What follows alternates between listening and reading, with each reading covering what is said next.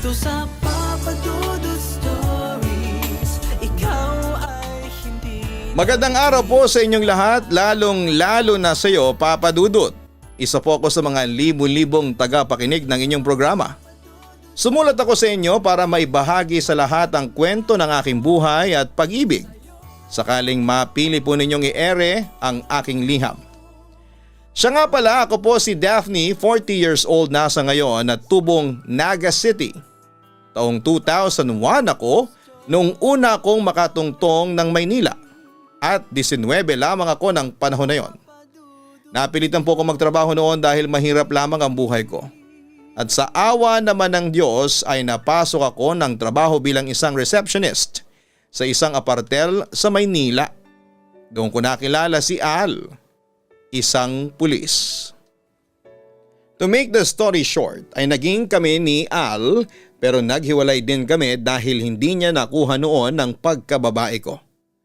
Masakit yon para sa akin dahil minahal ko ng totoo si Al kaso hindi ko naibigay sa kanya ang pagkababae ko dahil natatakot ako noon, Papa Dudut, dahil si Al, ang first boyfriend ko, ay naapektuhan ng hiwalayan namin ang buhay ko. Samantala para makalimutan ko si Al ay sinubukan kong ibaling sa ibang bagay ang atensyon ko noon. Nang mga panahong uso pa ang text messaging at GM ay doon ko binaling ang aking sarili. Marami akong na-meet na mga kaibigan dahil doon pero pinaka-espesyal sa kanila ay si Lionel. Masipag magpadala ng personal text at GM si Lionel. Tapos ay nag-aaksaya pa siya madalas ng load para tawagan ako. May pagkakataon ding ini-invite ko na siyang i-add ako sa Friendster as friends at agad naman niyang in-accept yon. Pagkatapos noon ay madalas na siyang mag-post ng testimonials tungkol sa akin bilang ganti. Ay nagpo-post din ako ng magagandang testimonials tungkol sa kanya. Kung babasehin naman ang itsura ni Lionel ay okay rin siya para sa akin. Not overly handsome pero matangkad siya at maganda ang pangangatawan. Malakas ang kanyang sex appeal kaya hindi ko maiwasang magka-crush noon sa kanya. Hanggang isang araw ay napagpasyahan na naming mag-meet. Sinama ko noon ang best friend kong si Jane and to make sure na rin na safe ako. Bukod sa nagpaalam si Lionel sa akin na isasama rin niya ang pinsan niyang lalaki. Game na game naman ang best friend ko sa mga blind dates. Dumating kami ni Jane sa fast food kung saan imimit namin sina Lionel at ang pinsan nito. Agad naman namin silang nakita dahil matangkad silang pareho. Pero Papa Dudut, aaminin kong bumilis ang tibok ng puso ko nang makita at makilala ko ang pinsan ni Lionel na si Jag. Ganon si Jag sa una naming pagkikita at para bang na starstruck din siya sa akin. O Jag, parang na-stroke ka na dyan. Galaw-galaw din ang panga at dila pag may time. Natatandaan kong punan ni Lionel sa kanyang pinsan. Natawa din si Jane sa reaksyon ni Jag. Magsalita ka naman tol. Kamustahin mo naman tong kaibigan at workmate ko. Dahil sa hindi makaimik si Jag sa sobrang hiya ay nagpa siya na akong batiin na lamang siya. Ay Jag, sumahiyain ka pala? Tanong ko sa kanya. Sumingit naman si Lionel. Naku Daphne, makapal din ang mukha ng lalaking yan.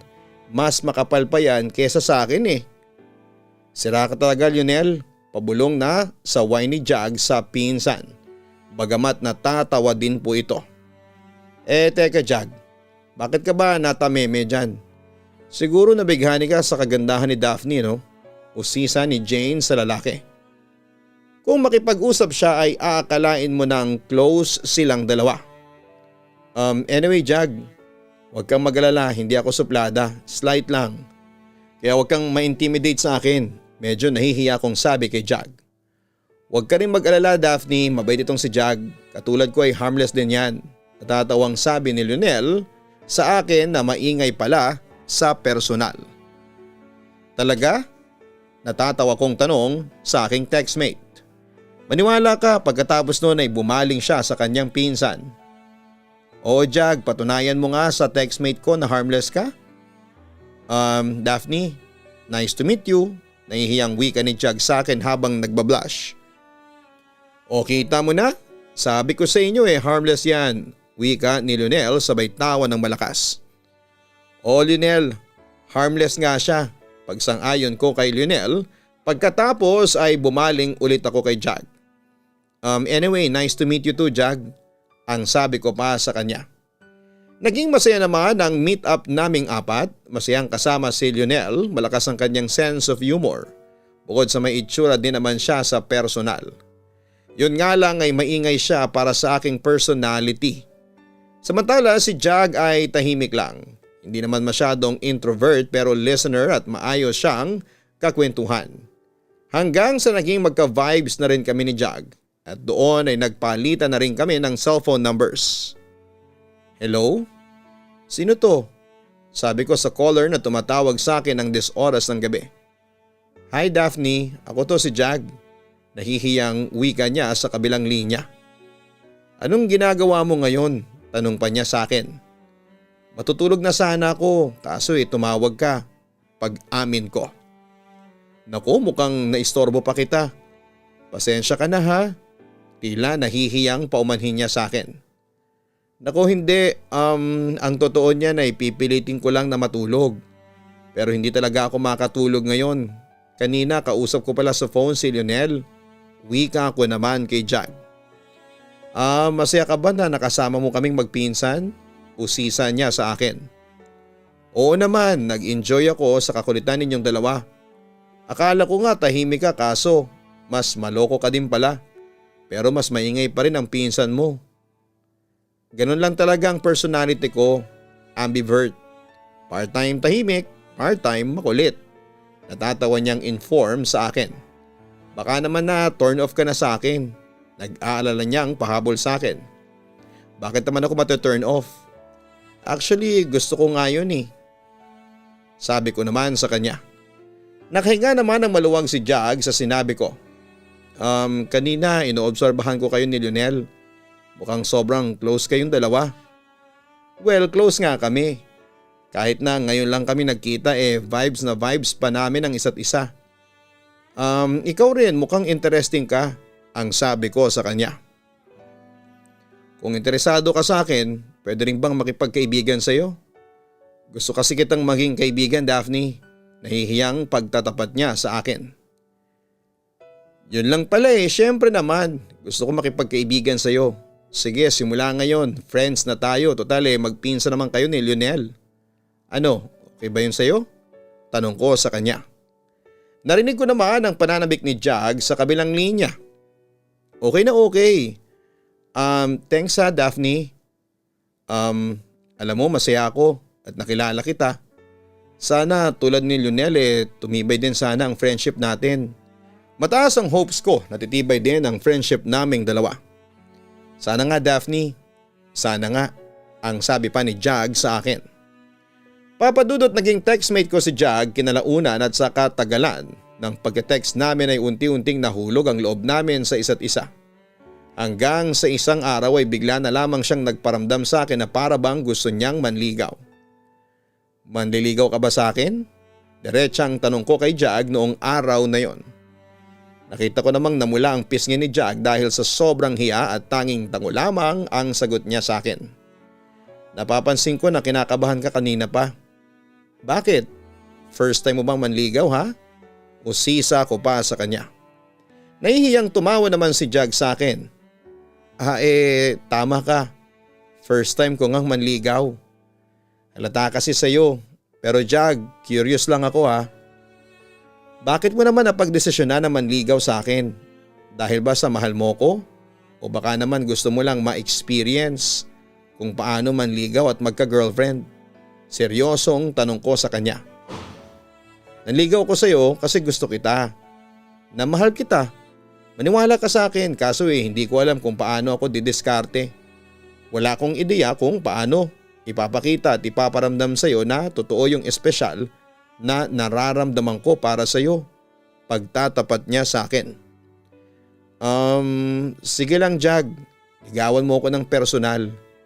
Patunayan mo sa akin na totoo yung mga sinasabi mo. At saka huwag kang kabahan. Dapat confident ka. Kasi kung malinis ang intensyon mo sa akin, walang rason para kabahan ka o matakot, hindi ba? Tumango lamang siya bilang pagsang-ayon sa akin. Pero Jag, hindi ibig sabihin na kapag nanligaw ka sa akin sasagutin kita. Patunayan muna sa akin na karapat dapat kang lalaki para sa akin. Dagdag ko. Alam ko naman yun. Kaya nga pag-iigihan ko ang panliligaw ko sa'yo. Matutunan mo lang akong mahalin. Yon ang binitawang pangako ni Jag sa akin. Papadudot, naisip ko noon na si Jag ang kasagutan para matanggal sa isipan ko si Al. Kumbaga gagawin ko lang siyang panakipbutas kaya hinayaan ko siya na ligawan ako. Pero dahil sa nakita ko kay Jag na desidido siya, niligawan ako at nararamdaman kong mahal niya talaga ako. Kaya naisip kong sagutin na lamang siya kahit na hindi ko pa siya gaanong kamahal noon. Pero papadudot, hindi ko akalain na habang tumatagal kami ni Jag ay napapaibig na rin niya ako at tuluyan ko na ngang nakalimutan si Al. 2 years ang inabot ng relasyon namin ni Jag bago dumating ang isang matinding pagsubok sa amin. May sasabihin sana ako sa iyo. Huwag ka sanang mabibigla, Jag. Buntis ako, pag-amin ko sa kanya. Sigurado ka? Tila nagulat na tanong sa akin ng boyfriend ko. Nagpiti ako kanina, positive ang lumabas. Buntis talaga ako, paniniguro ko pa sa kanya. Malaking ang problema yan. Tila parang nabuhusa ng malamig na tubig sa mukha si Jag nang sabihin niya yon sa harapan ko. Aaminin ko naman na medyo na-disappoint ako sa sinabi niya dahil hindi yon ang inaasahan kong sagot mula sa kanya. Ano nang gagawin natin? Huwag mong sabihin sa akin na ipapalaglag natin ang bata. Seryosong tanong ko sa kanya. Hindi natin gagawin yan, kasalanan yun sa Diyos. Pagtutol pa ni Jag. Nakahinga naman ako ng maluwag nang malaman kong hindi option sa kanya ang abortion. Pananagutan mo ba ako? Muli kong tanong sa kanya. Oo, pananagutan kita. Huwag kang mag-alala, hindi kita iiwan, Daphne. Sabay nating haharapin ito. Yun naman ang pinangako ni Jag sa akin. Tulungan mo naman akong sabihin to sa mga magulang at sa ate ko. Kinakabahan kong pakiusap sa kanya. Sige, ako mismo magsasabi sa mga magulang mo. Ako na rin ang bahala sa ate mo. Kahit natutol pa siya sa akin, ipaglalaban pa rin kita. Ang sabi ni Jag sa akin. Pagkatapos noon ay agad na ipinagtapat namin sa pamilya ko at tulad ng aming inaasahan ay galit na galit sila sa akin. Nagmamakaawa naman ako sa aking pamilya na patawarin nila ako sa aking kapusukan. At nangako naman si Jag na pananagutan niya ako. Dahil doon ay tinanggap na rin ang aking pamilya ang sinapit ko. Gusto sana ni Jag na pakasalan ako pero sa huli tumutol ako at sa halip ay minungkahi ko sa kanilang mag-live-in muna kami. Kapag kasi nagpakasal kami at na-realize namin kinalaunan na we're better off as friends ay may hirapan na kaming makawala. Samantala 6 months ang lumipas simula na mag-live-in ay naging maganda naman ang takbo ng aming relasyon. Walang masyadong pagtatalo dahil hindi nagbibigay ng dahilan si Jag para magalit o magselos. He's faithful at ilang beses ko siyang inoobserbahan at siya talaga ang lumalayo sa tukso. Ang bilis ng panahon, loves. Biruin mo 6 months na tayong nagsasama. Tingnan mo, napatunayan din natin sa pamilya mo na kaya nating mabuhay na dalawa. Kung nakinig tayo sa kanila, hindi tayo magiging masaya tulad ngayon. Wika ni Jag sa akin isang gabi. Malapit ka na rin mga anak. Alam mo, sabik na akong makarga ang unang supling natin. Pagpapatuloy pa niya. Samantala hindi ako kumibo dahil may malalim akong iniisip ng mga sandaling yon. Daphne, may problema ba? Usisa niya sa akin. Jag, tumawag ako kina mama sa probinsya. Pag-amin ko sa kanya kinalaunan. Talaga? Anong balita sa kanila? Curious niyang tanong sa akin. Ayos naman sila pero si mama, pinapauwi niya ako sa amin. Gusto niya doon daw ako manganak. Kwento ko. Ganun ba? Di sige.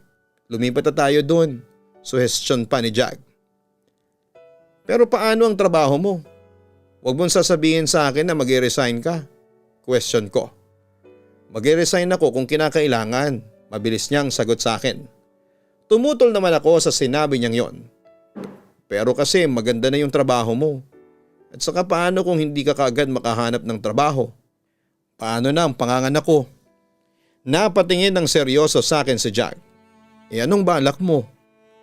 Ako na lang munang uuwi sa amin tapos sumunod ka na lang sa amin doon ang anak mo kapag natapos na yung kontrata mo sa trabaho mo. Iyon ang sagot ko sa kanya. Samantala ay huminga naman siya ng malalim bago nagsalita. Sige kung yan ang gusto mo. Basta loves palagi kayong mag-iingat ng anak natin ha.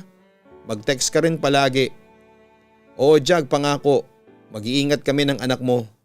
Hihintayin ka rin namin doon sa probinsya. Sabi ko pa noon sa kanya. Papadudot kinailangan naming magkawalay ni Jag dahil sa pagkakataon. Mabilis ang mga buwan at dumating ang araw ng panganganak ko. Halos hindi ko kayanin ang sakit pero lumakas ang loob ko noon dahil tumawag si Jag sa akin. Punong-puno kami ng pag-asa noon na isang araw ay mabubuo kami bilang isang pamilya. Pero hindi ko akalain na yon na pala ang huli naming pag-uusap. Dahil nawala na siya ng contact sa akin. Sobra akong nag-alala noon kay Jag at sinubukan ko siyang puntahan. Pero bigla na lang siyang nawala. Dahil doon ay naiyak ako. Doon ko na-realize na tila tapos na ang yugto sa amin ni Jag. Papadudot hinanap ko si Jag noon pero hindi ko siya makita-kita. Pero dahil sa pagmamahal ay nagpatuloy akong umasa noon na isang araw ay babalik siya kaso isang araw isang text message ang tumapos ng lahat. Nag-text sa akin si Jag at sinabi niya noon na gusto niyang makipaghiwalay dahil hindi pa siya handang magkapamilya. Hindi ko matanggap yon, Papadudot. Kaya patuloy ko siyang hinanap sa Maynila. Hanggang sa isang araw ay pumunta ako sa lugar na pinagtatrabahuhan ni Jag at doon nalaman ko ang isang katotohanang nagpasakit sa aking damdamin. Nalaman ko mula sa isang kasamahan ni Jag na may girlfriend na ito na si Jessie ang pangalan. Nanlumo ako sa aking narinig at gumawa talaga ako ng paraan para harapin si Jag. Bakit ka ba nandito ha, Daphne? Tila hindi siya masaya na makita ako sa kanyang workplace. Nakikibalita lang ako sa iyo. Akala ko kasi patay ka na. Bakit hindi ka sumunod sa probinsya namin ha? Hindi ba't nangako ka sa akin? Bakit may ibang babae ka nang pinagkakabalahan? Naiiyak kong tanong sa kanya. Sa puntong yon ay huminga ng malalim si Jag bago nagsalita. Daphne, I'm sorry. Sino si Jessie, Jag? Sino siya? Siya na bang pinalit mo sa akin? Siya na bang mahal mo ha? Ano, sumagot ka? Kumpronta ko sa kanya. Huwag kang magskandalo dito please. Pakiusap niya sa akin. Ngunit nagpatuloy lamang ako sa paglabas ng aking sama ng loob sa kanya. Siguro nga ay siya talagang mahal mo. Kasi kung kami ng anak mo susunod ka sa probinsya. At saka hindi mo ko tataguan hindi tulad ng ginawa mo ngayon. Sige na, umuwi ka na. Pakiusap niya sa akin. Ngunit hindi ko siya sinunod at sa halip ay patuloy ako sa pagkumpronta sa kanya. Jag, bakit mo nagawa sa amin to ng anak mo?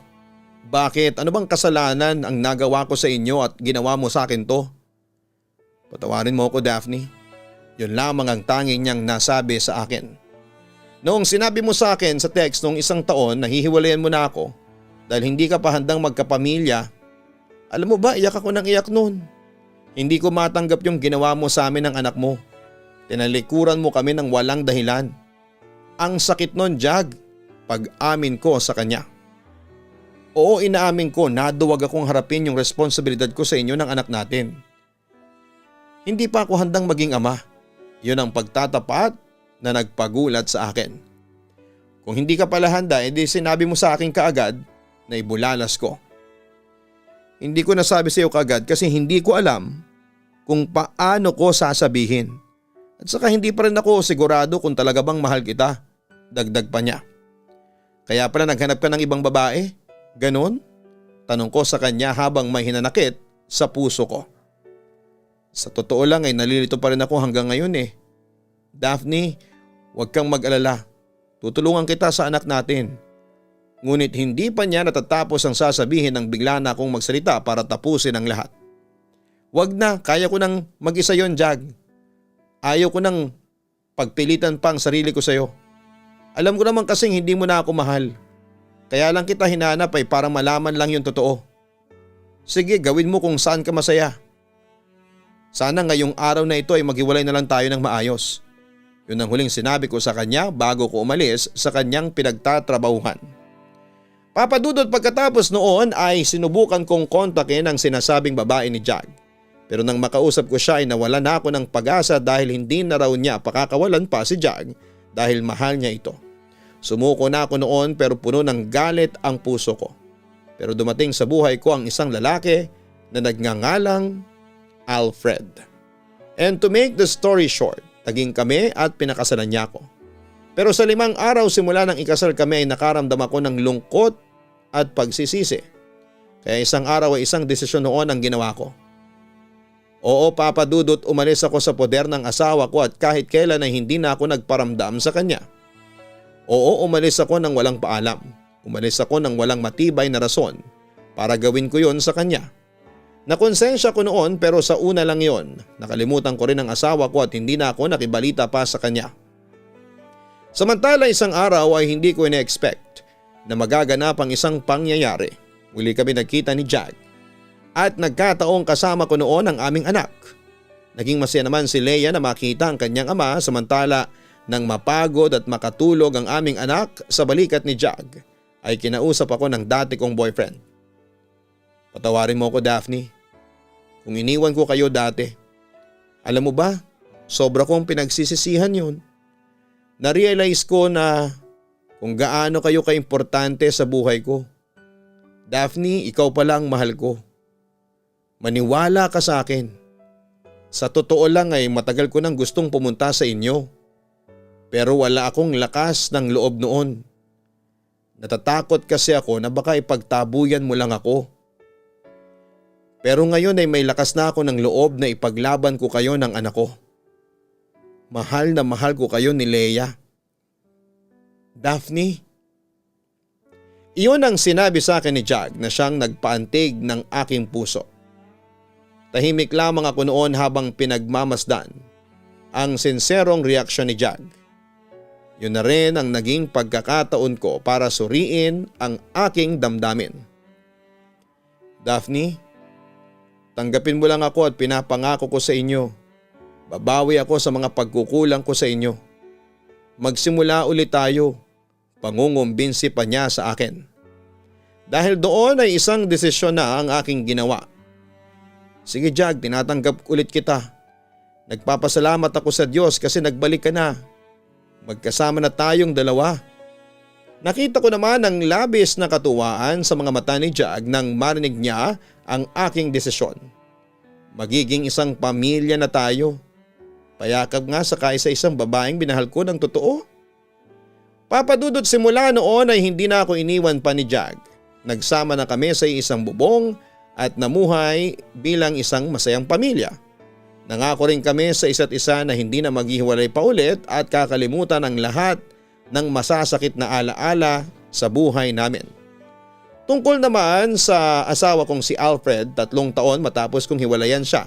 Nang walang pasabi ay muli kaming nagkita. Aksidente yon at hindi ako nakapaghanda. But to my surprise ay masaya niya akong binati. Yun pala ay naka-move on na siya sa akin at napatawad na raw niya ako sa mga kasalanang nagawa ko sa kanya. Pero syempre humingi pa rin ako ng sorry. Nangako naman sa akin si Alfred na sasaluhin niya ang gastos sa annulment dahil hindi naman na consummate ang aming kasal. Ibig sabihin sa batas ay madali yon maaprobahan. Sa mga nakarelate sa istorya ko ay hindi dapat na ang pagkakamali ng isa ay tatapatan mo pa ng isang pagkakamali. Dahil sa isang nagmamahalan ay hindi mawawala ang mga pagsubok para sukatin kung hanggang saan ang kaya ninyong ibigay para sa isa't isa. Papa Dudut, maraming salamat at hanggang dito na lamang ang sulat ko. More power sa inyo at sa inyong YouTube channel. Nakasubscribe na po ako sa Kaistorya, sa Papa Dudut Family at syempre sa inyong Papa Dudut YouTube channel. Lubos na gumagalang, Daphne. Maraming salamat Daphne sa pagbabahagi mo ng iyong kwento sa Papa Dudut Stories. Napakadaming pagsubok ang dumating sa relasyon ninyo ni Jag to the extent na naghiwalay na nga kayo dahil sa nagkaroon siya ng ibang mahal. Pero good to know na muli kayong nagkabalikan at masaya na ngayong nagsasama. Ang hindi lang namin nagustuhan ay yung ginawa mo kay Alfred. Masakit para sa kanya yung hiniwalayan mo siya ng walang pasabi o explanation. Natitiyak namin na sa 3 taon, nag-struggle si Alfred psychologically dahil sa ginawa mo. Kumbaga yung ginawa sa iyo ni Jag ay ginawa mo rin sa ibang lalaki. Buti na lamang at nagawa rin ni Alfred na makapag-move on. At noong magkita kayo ay wala na siyang hurt feelings para sa iyo. Kaya sa mga ka-online natin na nakikinig ngayon at kung gusto ninyo makipaghiwalay o kumawala sa isang relasyon, sabihin ninyo ng maayos, hindi yung bigla na lamang kayong nawawala na parang bula. Paano na lamang kung mahal na mahal pala kayo ng taong iniwan mo ng walang pasabi? Kung yung nakikipaghiwalay ka na may pasabi masakit, ano pa kaya para dun sa wala man lang pasabi? Huwag nating gawin yon. Sana'y magsilbing aral po sa atin ang kwento ni Daphne. Huwag kalimutan na mag-like, share and subscribe. Maraming salamat po sa inyong lahat. Ang buhay ay mahiwaga, laging may lungkot at saya. Sa Papa Dudut Stories, laging may karamay ka.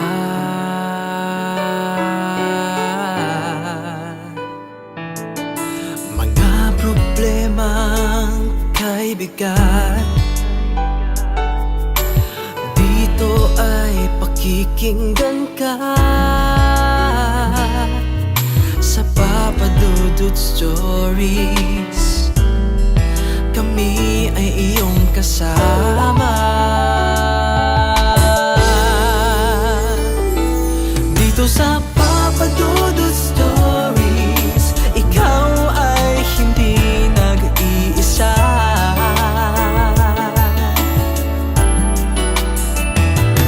Dito sa Papa Dudut Stories, may nagmamahal sa'yo. Papa Dudut Stories, Papa Dudut Stories, Papa Dudut Stories.